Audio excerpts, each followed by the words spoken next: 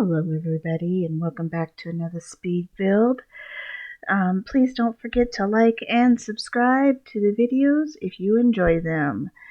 And so this particular home is going to be for a gardener. I didn't put any flower box or bee boxes or anything like that. I figured that would be something that you could add if that's what you wanted to use. But yeah, so I just made this. It's in the tiny house category again, so it's very small. It does have a outdoor wash bin and clothes line, so you can do your wash your clothes. You can always get rid of that. It's easy to get rid of if you don't want that.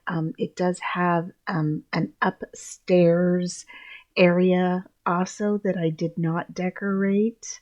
Again, if that's something that you want to do, you can make it up and put a little barbecue or something up there.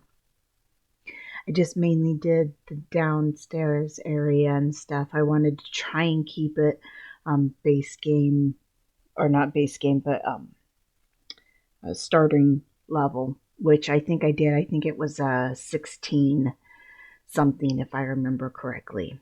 So, but yeah, I am going to go ahead and let you watch this while you listen to some music. I hope you all have a great and wonderful day wherever you are in this big, beautiful world. Bye-bye.